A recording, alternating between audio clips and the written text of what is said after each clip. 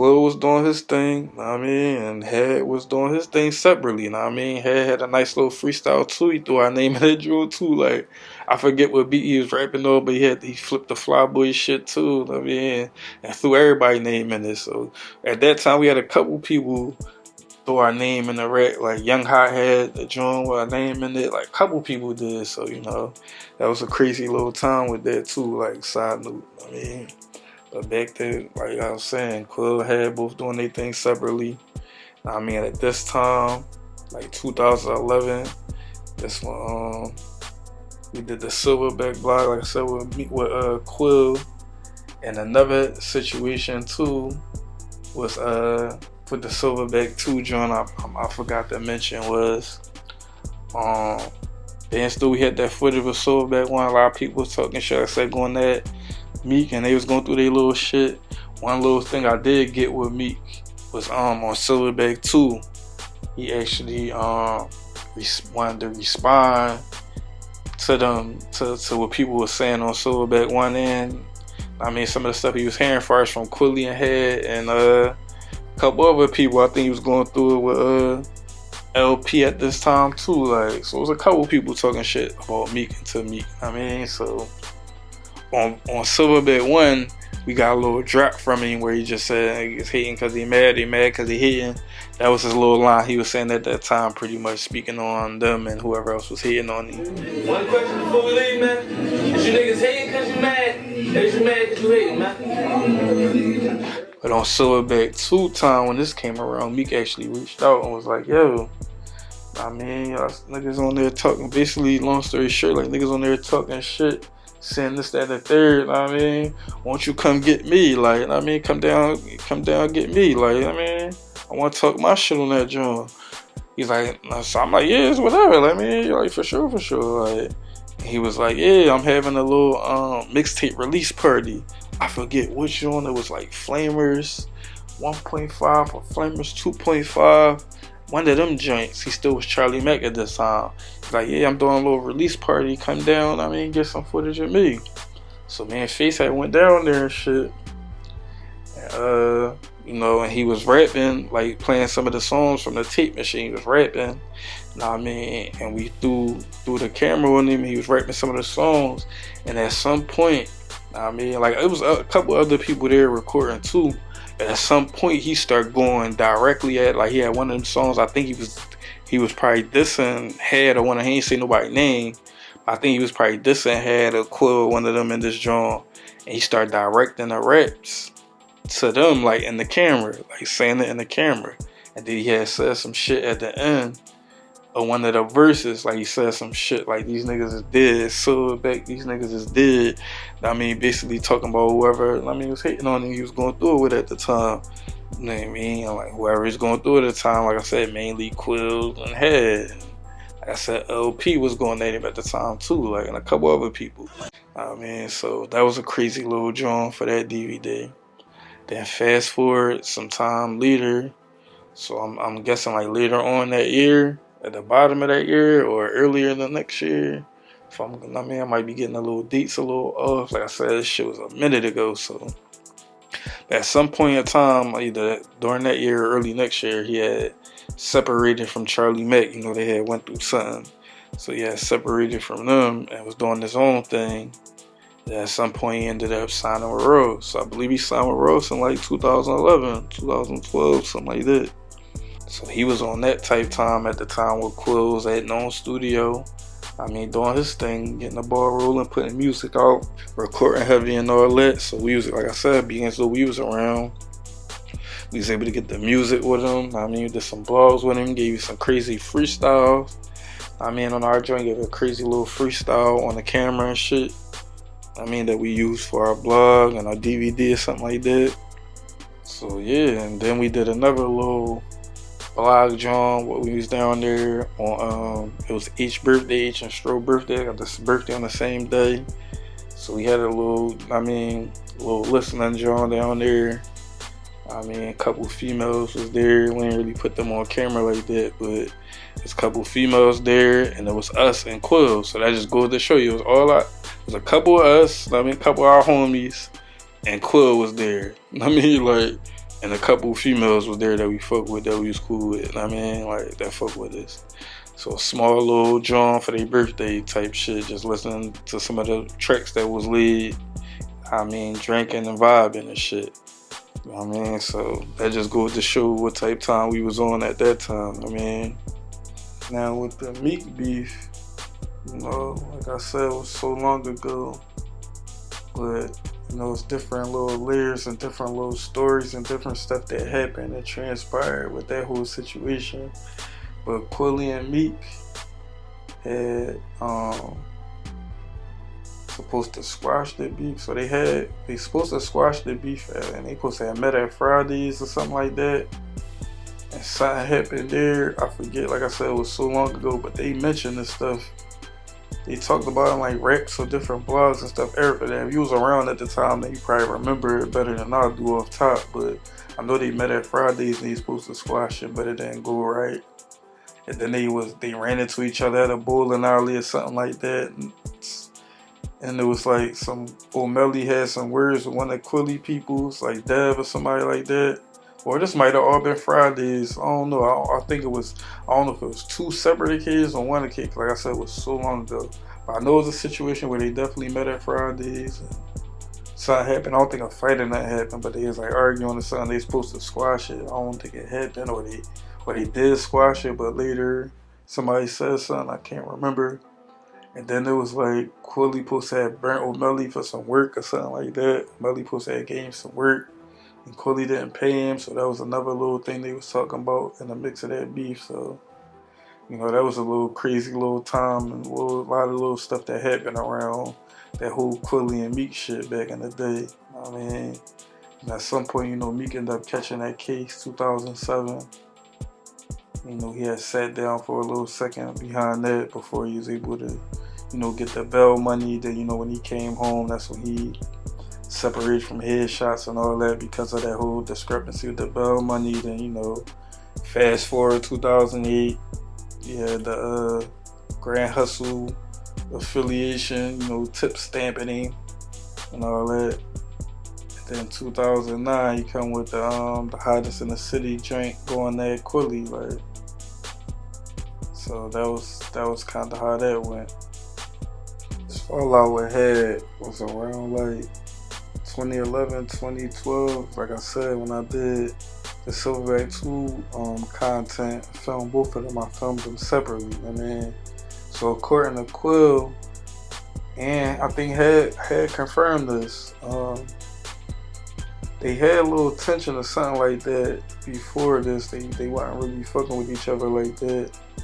But what sparked the beef up was this around the time where had dropped this Priceless CD, and Quilly had went on Twitter, I believe, and had criticized it. I mean, said some negative stuff about the CD, like basically saying he was singing on that John and all this, too much singing, too much auto-tune, something he was saying.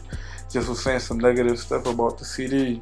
And according to Head, he used to be going online on Twitter or whatever it was and saying just stuff about Head or about them or about whatever. Like, so that was stuff that kind of caused rifts already. So once he did that, that was like the final drawing that kind of made them start, I mean, going at each other or whatever the case may be. So fast forward a little bit, I mean, had went to jail. I mean, he had went to jail. He been on the run for a little minute, I mean, but he officially went to jail, I believe, in like 2012. If I ain't mistaken, like I said, so long ago, and I ain't brush up on the Head drawing to get that information, but I believe it was around that time. So then Quilly really was turning up on his own. I mean, the known studio situation that had his run, and then I believe he moved on to another. I don't know if went through something or whatever the case may be, but eventually he wasn't coming down that joint like that as much, you know what I mean? So he would start turning up on his own type time, messing with, I mean, a few different people he was cool with on the rap type time. I ain't really gonna dive into all of that. I mean, if you know, you know. But just know he was around, always in the mix, always rapping, always making music somehow, some way. He had a crazy ass mixtape run. You know, he had the Hain Street Hustler series. Started from one, and he was going through that throughout the years. I mean, different installations of that. And like I said, he had the New Wave series, he had all type of shit that was going on. I mean, and one time he came down to our fish fry and shit. Look, this was around the time we was recording. I forgot to mention this when we were recording Bananas 3.5 and 4, and Bananas 4. Yeah, it came down. We had a little fish fry. We was doing little events and shit at this time. Yeah, it came down. Him, no Skino. I mean, Quill had came down to that joint. So yeah, that was crazy. I mean, I forgot about that. It's crazy. What's up with you? What's this, man? Bananas 3,000, man. What it do? You in your bag? Ain't got some foreign stores, man. Yeah. 4.5 on the way. Yeah. You already know. Everybody hate us. Ain't no more love. Ain't no more peace, more war, more slugs. See what it is. We tell the governor it's a drought, show love. We need more crack, more pills, more drugs. Numbers so high, somehow still fly. I just get money, you just get by. Crisp pair of 7 jeans sitting on my thighs. Something futuristic on my hip clip LeBron. Watch out for the pigs, I don't eat swine.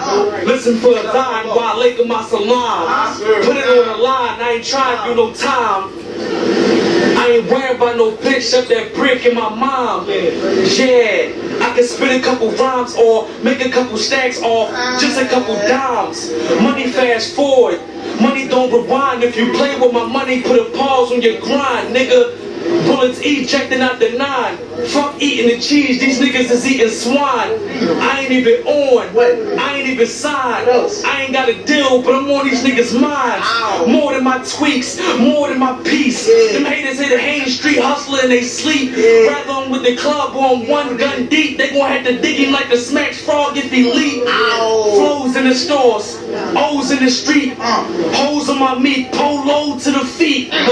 Just know it's real long as Quill write it. I trap all day, rap when I feel like it. I ain't talking about the club and they still like it. I'm just talking about the streets and how real life is. I don't gamble but I roll dice. Every time I'm up and down that E-way moving O's white. Just to keep the lights on, just to keep my clothes nice. Daddy making for his son, don't have to trap his whole life. I was out in bubble fuck, I ain't sleep the whole night. All I did was double up. Now my money all right. Hey, okay, Quilly fucked up, no way. Chico, I think I need a pint of OJ. Next morning hit that water. Let's go. You gotta come down at the fish fry too, man. Early. Shit, they know I came through. That shit was doing one thing the first time I come through, cuz. Early. On the bar side of adult, we drinking, we having a good time, listening to good music. You feel me? Early. Just having a good time. Ain't nothing stupid happening, none of that. Like that shit was just love when I went there. Yeah, Quill definitely. Also, we had a nice little rapport, bro. A lot of shit, a lot of interactions with Quill and shit. I mean. But fast forward a little bit, let me jump forward again a little bit. He was doing his own thing, like I said, and at some point in time, you know, he had the infamous little encounter situation with AR Head. I mean, this was like a moment in time that, you know, a lot of people, if you was around for, you definitely remember. I mean, this was like a major thing at the time, as far as Quill, as far as the story and what happened behind it. And you know, I got an interesting story or from my perspective behind it. So, you know, now we're gonna take a quick commercial break, get y'all a word from one of our local sponsors. This episode of Philly F.A.M.E TV is brought to you by 1212 plant-based hair care products. These products are good for men and women and best used in barbershops and hair salons. You could pick up some 1212 products at Hairbuzz and Hairtown in Philadelphia. Also shop online, 12haircare.com for all deliveries.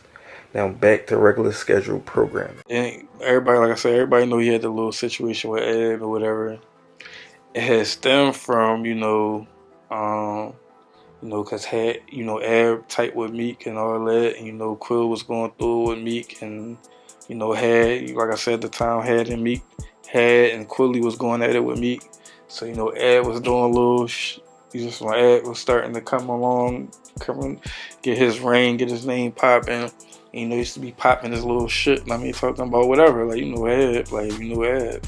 Check out them old videos. Like, he been on that. So, he had said, according to Ed, he had did a blog where he had just said something about Quilly and Head, basically, like, defending Meek or whatever. And, he said after the fact, like, he ain't really mean to say what he said, he just was popping shit. Like, he ain't really try and get in it and, like, beef with them or nothing like that. He just was, you know, riding for Meek or whatever. So he said afterwards he had contacted Head and let him know, like, I mean, ain't no beef, I just was popping shit or whatever. And he said Head was cool. He said when he's trying to get the same thing to Quill, like, he said Quill was on some shit, like, so he said basically, like, Quill was talking shit to him, like, Quill was talking, so, no, I might have been mixing it up, like, so I think he said Quill did a blog and was talking shit. Yeah, Quill did a blog responding back to Ed, talking shit to Ed, and then Ed reached out to him, was trying, holler at him about it. He said Quill was talking greasy, so he said, let me according to Ed, he was trying right there with Quill, sliding, looking for him, you know what I mean? Like, he said he was calling Quill phone, like, to Quill credit, Quill was talking, he said Quill was talking shit to him, like, he said, Quill, what bitches, let me, he was basically like, nigga, what you want to do, meet up? But he said he obviously never came to meet up with Ed, like, Ed said he was trying to get him to meet up with him. He even said he was in the area, and Meek happened to call him when he's in the area. And Meek just happened to be in the same area, so he told Meek what was going on, and Meek met up with him, and he was strapped, he was with the boy Gotti, and they was riding around together looking for Quill, never found him and shit, but he said Quill was talking spicy to him though, like he was talking spicy in the blog, like, I definitely remember that blog. Quill was up his block, yeah, a couple of his homies in the background, he definitely was talking crazy about Ed, he like, for sure, so fast forward, that's when the situation at the bowling alley happened. And according to Ab, he was like, I ain't really want to do nothing, but I didn't want to let him go because I felt like if I'd have let him go without doing nothing, then, you know, he would have probably made another blog talking crazy. Like, so, you know, happened at that joint. He just happened to be at the same place Quill was at. Quill was actually there with Known at the time. Like, it's crazy. He went there with Known and shit. Known and somebody else, I believe. And so I heard this too. So this was a crazy situation because I heard about it immediately, you know what I mean, from Known, because Known talked about it obviously because he was there. And then Ed went on blogs and stuff, so Known never put it out there on those, nothing like that, but he told the people that he knows, so people knew about it from his perspective. His story, it was a crazy story. The way he told it was funny as shit. But, Ed went on an interview and talked about it. I believe he did a joint with DJ Franchise, and he put it out there. So that's a joint that most people seen. I think he might have did another joint after that talking about it. But the crazy part is, there's something that nobody don't know. Like, he did a joint with me, too. Like, so I got some footage out with Ed around this time, the same time this Quilly shit happened, and the footage that's out that went viral, that nigga is still throwing up on Instagram and TikTok and shit to this day. He did a little blog on his block with all the homies around him at that time. It's like 2011, I think, like 2010, 2011 time. Free, I fuck a whole bunch of bad bitches for motherfucking free, nigga. But guess what? I don't like dates. I don't want to talk to you on the phone. I don't want to text you. I got 400 or 500. Suck my dick now, and then suck his dick.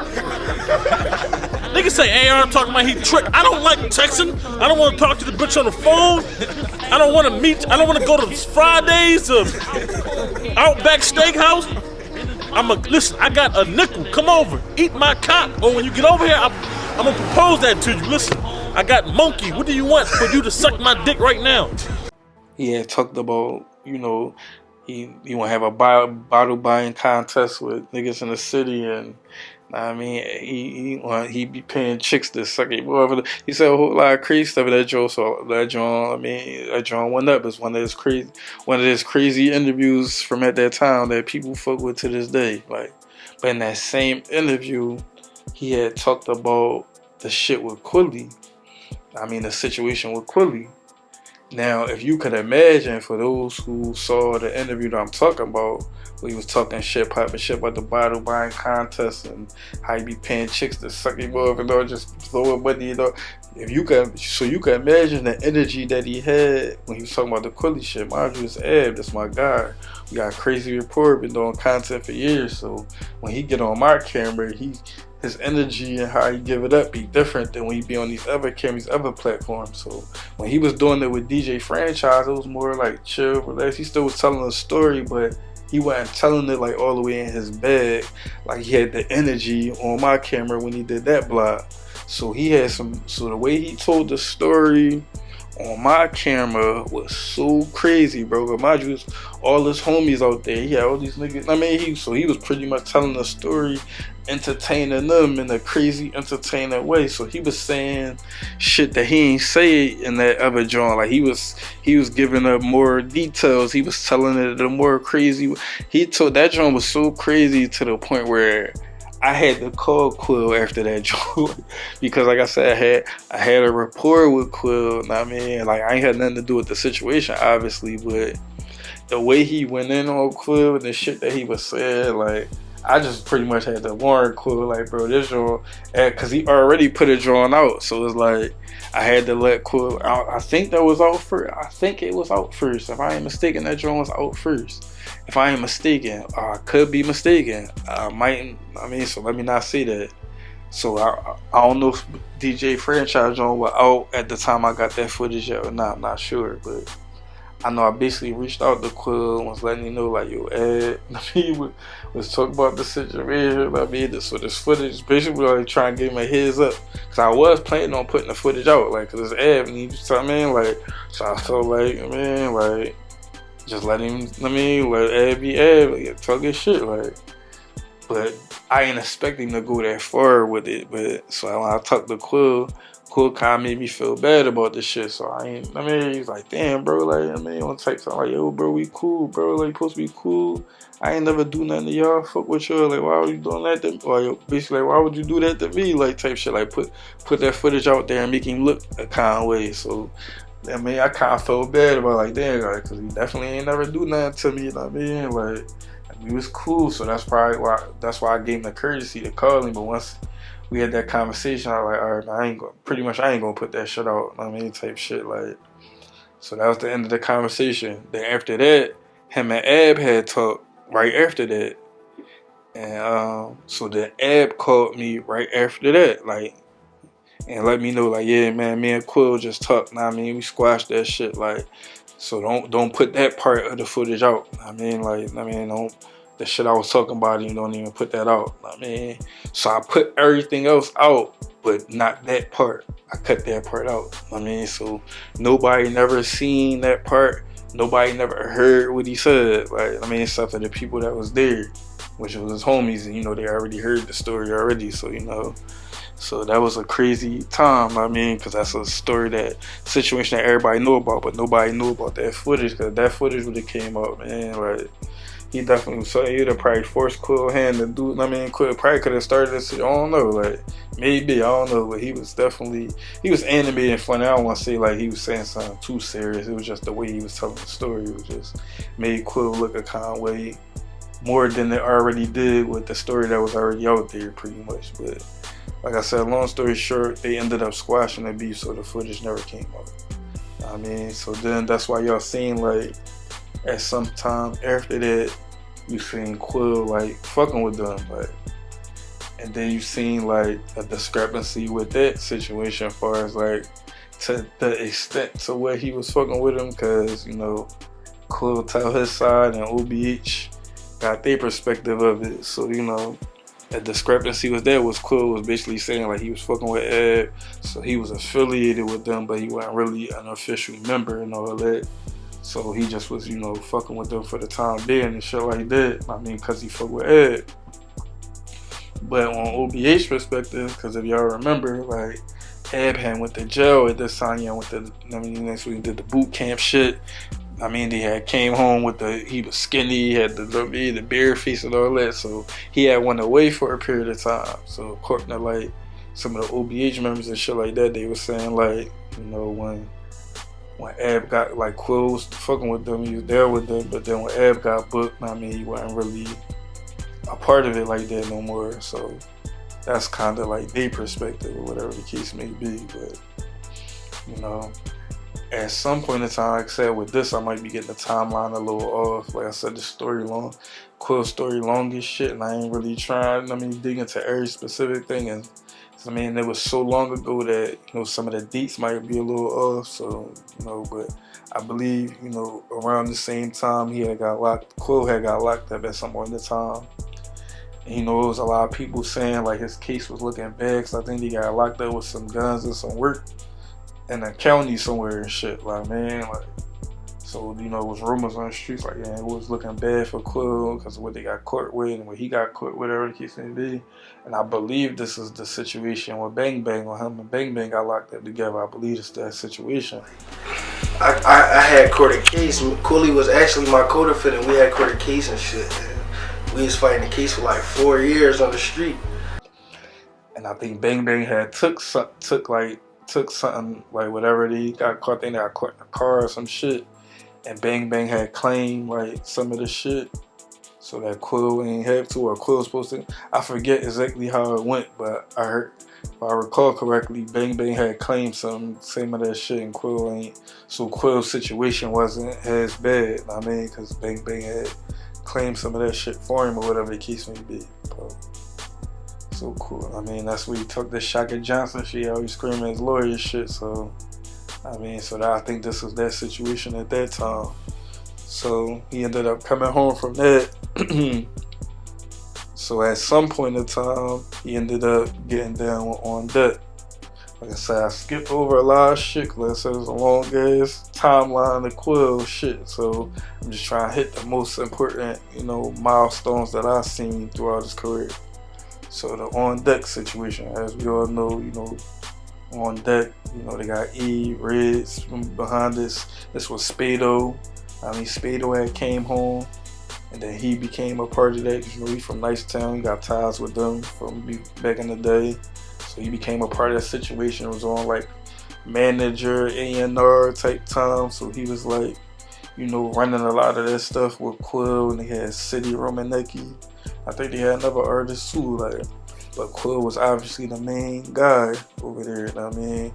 And this one, I mainly noticed he was going by Quilly, like, as opposed to Quilly Millz. I mean, you know, at some point in time, Meek had dropped the Z off his name, became Meek Mill.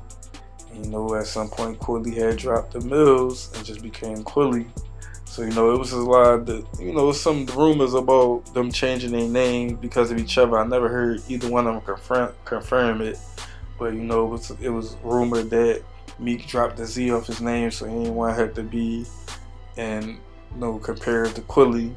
And, you know, Quilly dropping the Millz, so he ain't got to be compared to them at all. But Quilly basically said, and his explanation makes sense too, he said, for the search engine purposes, you know, when you type Quilly Millz, a bunch of other shit come up because of the Millz and shit, but when you type in just Quilly, it's just him, so, you know. So, you know, it could be true, you know what I mean, what he said there, so, you know. But, so he down on deck. You know, at some point in time prior to that, you know, I skipped over this part, he was dissing Cosmic Kev on something, I forget what happened, but he had dissed Cosmic Kev. So, you know, he pretty much was blackballed from the radio and all that shit.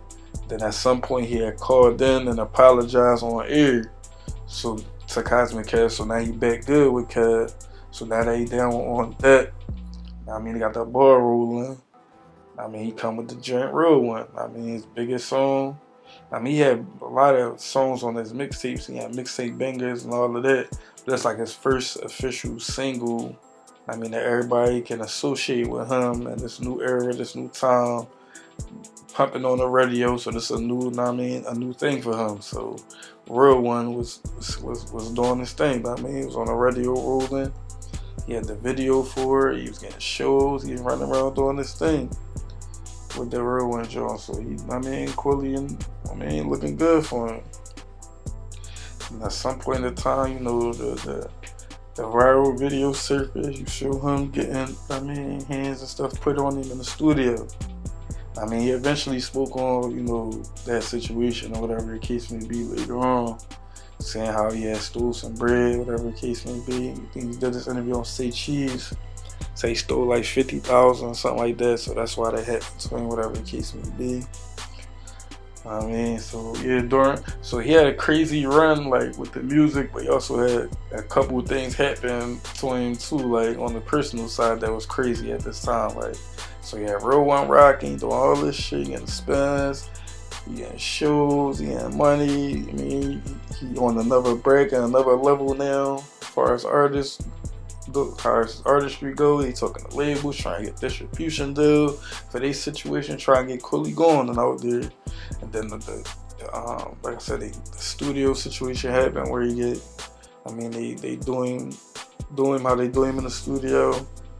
At some point in time, you know, the shit happened at McDonald's. I mean, he had spoke on that, saying he was high out his mind. He had spoke on that later on, saying he was high, he was fried, whatever. I mean, NH had did it, and it's crazy because when we started doing these Philly Fame interviews, we had started with the NH interview. I mean, we was doing content before that for the cable TV channel, but our first official interview that we did, we was doing these interviews was with NH. And one of the things he spoke about in that interview that went up, I mean, that made it go up with the shit with Quilly when he got robbed at McDonald's. He had spoke on that. I just seen something. And people just brought it to my attention. Something happened with Quilly or whatever. Did you get a chance to see it? The video? I just seen it in the car. I don't know too much information about it because it's fresh. But do you know anything about it? And if so, like, what's your view on that? What's your take on that? Any of you niggas try to come take my shit, man. Any of you niggas come try to take my shit, man. Hey, what's gonna happen? Any of you niggas try to come take my shit, we not going for it, bro. I don't care if I'm by myself. I'm not going for it. I'm a man with morals, man.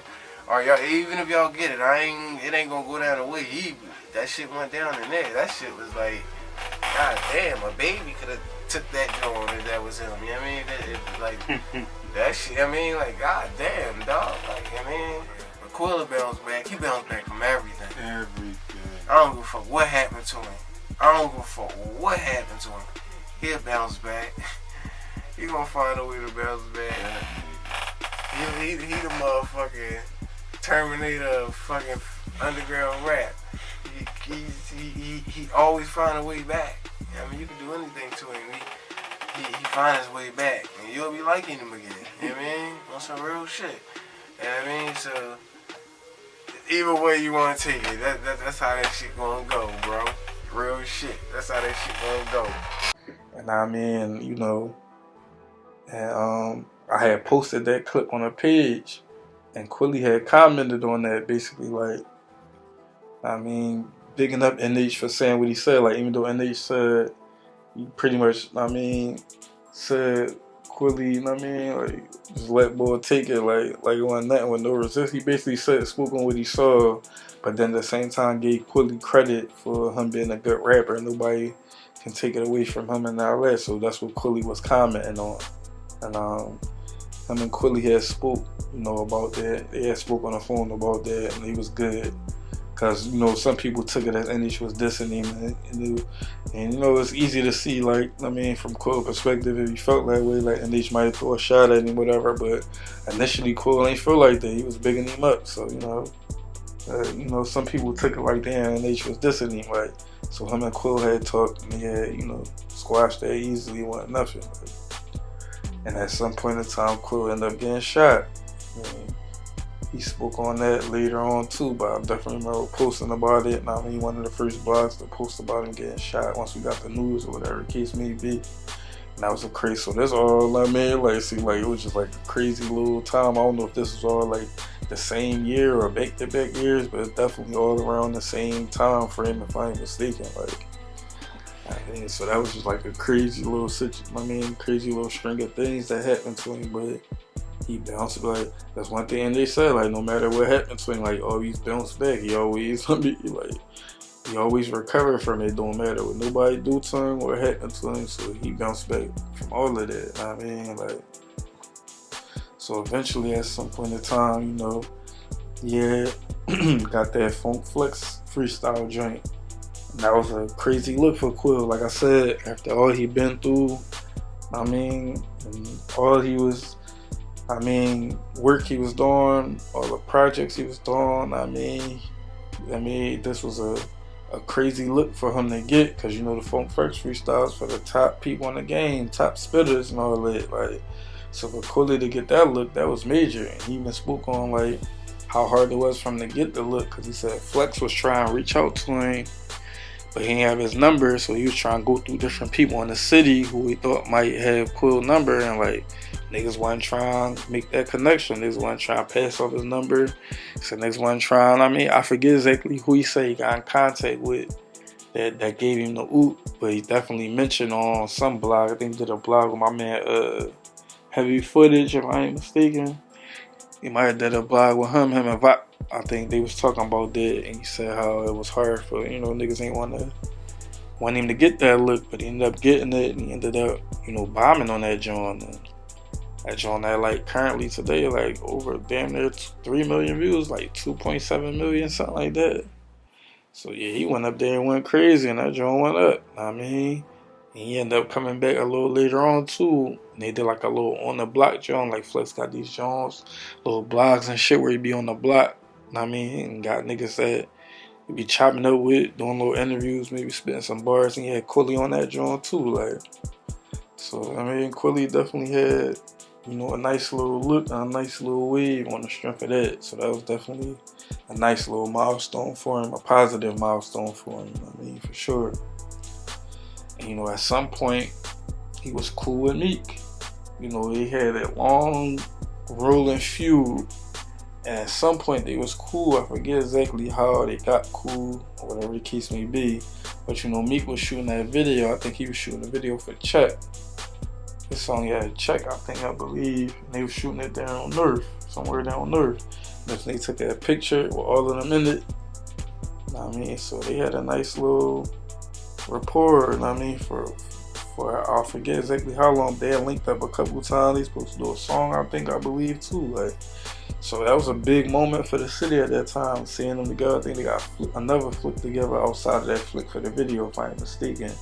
Then they had another flick together where they had linked up another time. So it was cool at this period of time. And then I forget exactly what year this was. It might be like 2015, maybe around that time, somewhere around there.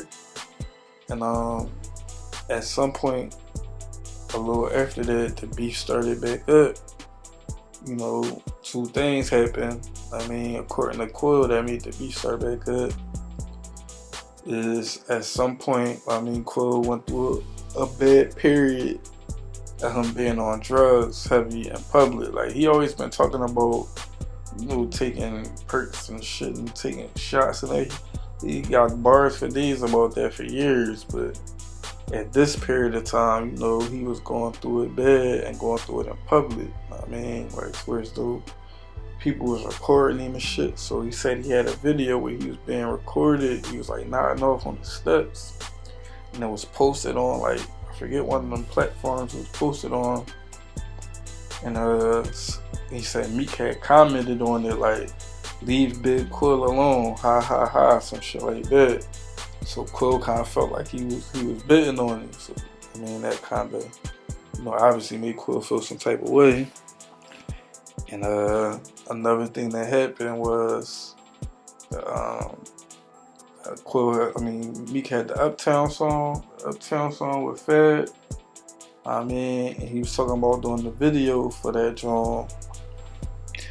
And he was on Twitter talking about, I think he said he was on Twitter and he had mentioned like, yeah, I want to get Quill on fire right now. I want to get him in this Uptown video. Like, so Quill kind of took it like he was bidding on him again, like basically like trying to clown him, like why would I be in a video, like a video vixen or something like that, or some little. He kind of took it like Meek was trying to play him or whatever. So with a combination of those two things, it kind of made Quill, get back in his bag and start going at Meek again. So they little the little period of time where they was cool and all that just went right out the window. Like, man, so Quill was right back at it. He was right back at it. Like, I mean, like it was back in the day again. I mean, so Quill had the period of time where he was going on live. I mean, one of the most entertaining lives in Philly on the internet. So he's in his bag, just going at people, talking his talk. I mean, yeah, that joint, yeah, people really tapped in like a TV show. Like, Quilly Lives was legendary because he really was in his bag. Like I said at the time, like, seemed like he was going through it with the drugs and stuff, so he really was like, Quill's life always been public. He always put everything in the public. He always had the cameras on. He always posted his life, always posted everything going on with him, his family, his baby mom, his son, everything always been public. So, him going live, showing what he going through, and him talking shit ain't nothing new. It was just crazy for him to show, like, him going through this at this time, because people could see it in real time, him going through this drug problem. Going on live heavy. Talking heavy, showing some stuff on there, like, just, doing what he was doing at that time, like, and it's crazy, I forgot to mention this, jump back a little bit. At the time where he was with On Deck and doing Real One and all of that, and was rolling with that, he had won an award at the Philly Hip Hop Awards, I believe won Best Male Artist or something like that. And we actually did an interview with him. This one, I had Vok doing some interviews with me, Vok part of the team in the beginning. Like, he was doing interviews for us and shit like that. So we had to do a little interview with Quill at that time. And Quill was husky, looking good. That's when he was, like I said, he was rolling, doing this thing on the Real One shit. Then fast forward to when he's going through it with his drug, John. Like, he got real skinny and all that. When he was down On Deck at one point in time, especially when I seen him at the Hip Hop Awards and he did the interview, he was thicker, huskier. More huskier and thicker than we ever seen Quill. Then fast forward when he was going through it, he got real skinny and all that. Like, and he basically said he stopped eating, like, the drugs and stuff he was on. I guess, he messed up his appetite. He wasn't really eating like that. He had a crazy little time period with that. And fast forward a couple years later, I believe it's like 2020, because the Hip Hop Awards was in 2017. If I ain't mistaken, yeah. 2017 when we seen him, he was running with On Deck and had the Real One joint and all that. That was 2017. So he went through his drug problem and all of that, and a couple years later, so I say 2020, he popped out with the Meek Mill disc. Now mind you, Quill been dropping music and stuff all throughout. Like, whatever he was going through, whatever he was dealing with, he always dropping music, always dropping visual, always dropping projects. So then he had that joint, the joint, this was like a classic, legendary, if you will. Let me not say classic, legendary. Let me not use those terms for it, but it definitely was a joint that stood out. Or the Meek Mill disc that he dropped when he was sitting in the car and bro was standing outside of it and he was rapping. Going at Meek. That's definitely a joint that a lot of people was talking about, created crazy buzz and all of that. Mind you, Meek Mill ain't necessarily say Quill name or go at Quill in so long, ever since probably like when he was going at it early on. He had the Hottest in the City joint when he threw Quill name in there, the Hottest in the City joint. But ever since then, I don't think he ever really said Quilly name. So he probably threw like indirect shots throughout the years and shit like that, and little subliminals and shit, but he never really said Quill name. So Quill been going at him, on and off throughout the years. Whenever, they went through something, but Meek ain't never go back. So after this particular disc in 2020, it generated a lot of buzz, a lot of notoriety for Quill and all that, but Meek ain't never, like I said, directly respond back. So now let's get to 2021, where they had this Crow Festival, a boy named Velcro. Yeah, festival had a couple artists come out perform at this joint, and one of the artists was Quill. So we had slid through that joint on the media type time to get some footage. And I mean, when Quill came out and was in his bag of that joint, a lot of people was like, yo, like a lot of people in the stands and the audience, I mean, was, you know, making comments about how he looked because he was real skinny, you know what I mean?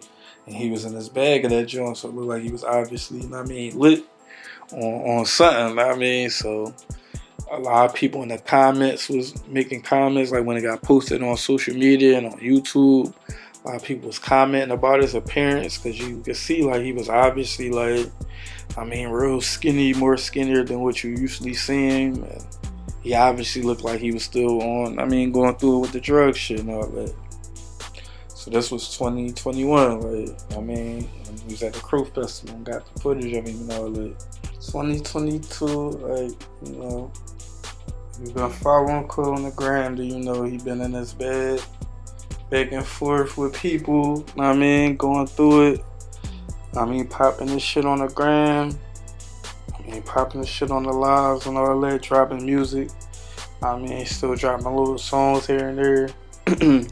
He been going through it, like I said, with, you know, a couple people in the city, you know, in recent time, like last couple years, you know, fast forward to, you know, 2023, like I said, continuation from 2022. You know, more recent time, he been going through it with, you know, Leaf War, OT7 Quilly. I mean, a couple other people in the city, like Quill, just been in his bag. Like, you know, he just had a time period where, you know, he be in his bag. He had a time period where he chilling, he ain't really doing too much, not making too much noise. Then he get in his bag. I mean, so this is the time period he at now. Like, I mean, so I know I skipped over a lot of stuff. Like I said, Quill's story is, you know, crazy long. It's a lot of different stuff we could touch on with his story. A lot of different ways we can go with it. A lot of different stuff that happened. A lot of stuff he been through. A lot of stuff he went through. A lot of different people he done been around, been affiliated with, been down with, all type of shit, bro. Like, we could be here for 4 hours with this genre. I ain't want to make it too crazy, too long. I really just wanted to touch on the main stuff people know and that people been talking about that I can recall off top over the years as far as Quilly is concerned. Everything that people know about Quilly, like, kind of try to touch that. But, you know,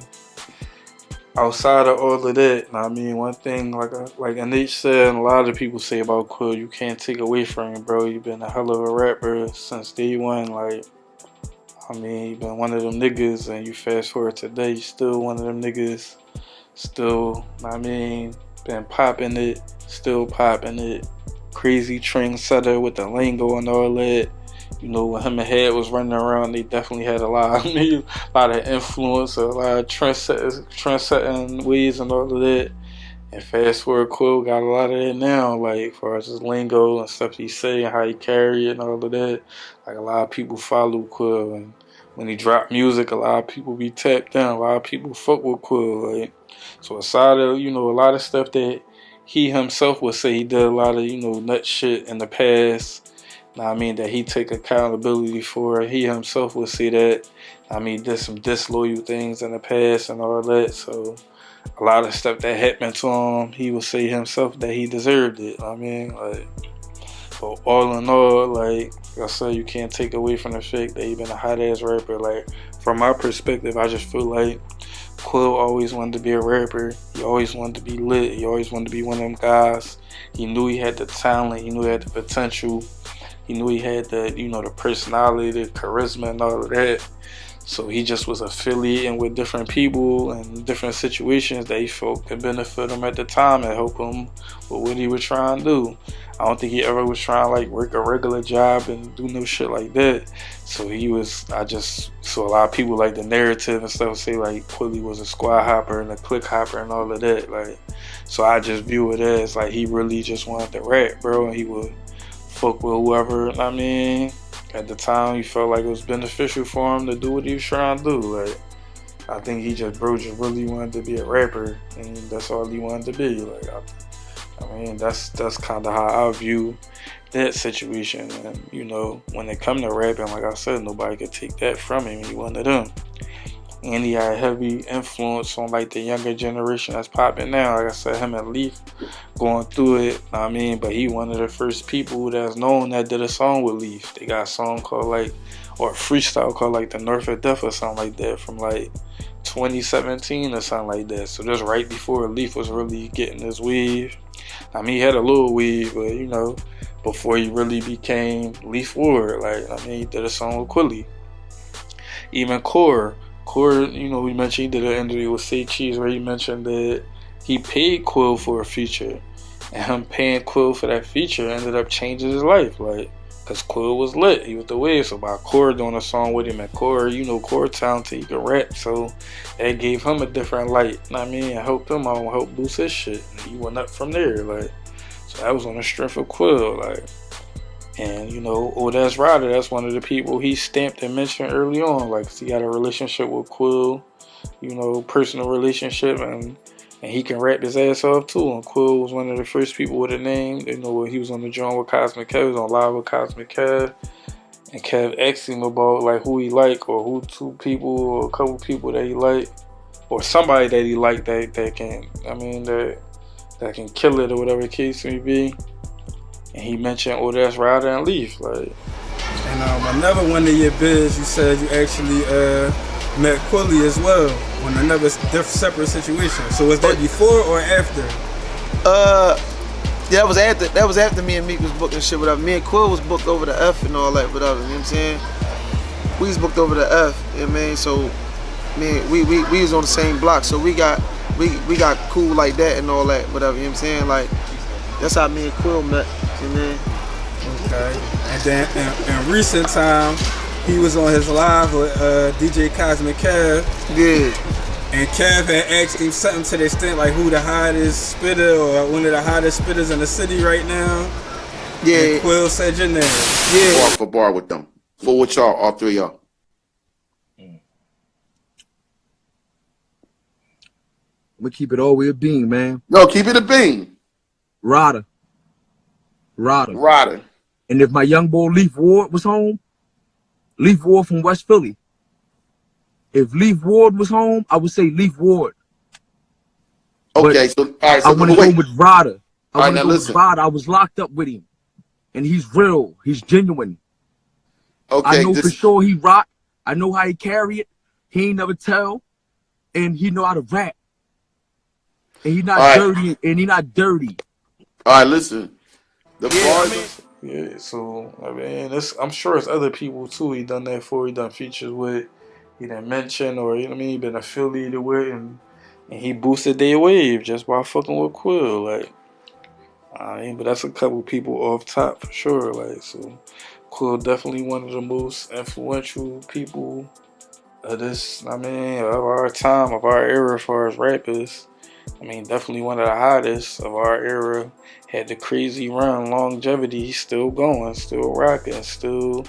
I mean, putting shit. He got most recently dropped a song in like the end of June. I mean, called Low or The Lose or something like that. So he's still dropping, still rocking, still rolling. Like to this day, like he had little dry spots here and there, but overall he been consistent. So his career, like I said, his career damn near 20 years, bro. Like, I mean, real shit. Like, so cool.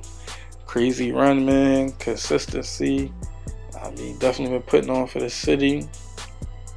Despite, like I said, the beefs and the drama and all the little, you know, discrepancies that happened with him outside of rap and all of that. Like, I mean, when it come to the music, bro, he one of them. So, definitely gotta put some respect on his name when it come to that. Like, I mean, like, Quilly definitely was super legendary, super iconic in the Philadelphia hip hop culture, bro. Like, real rap.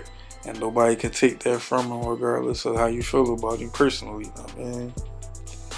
So, with that said, we're going to conclude this episode of what happened to Quilly and where he is today.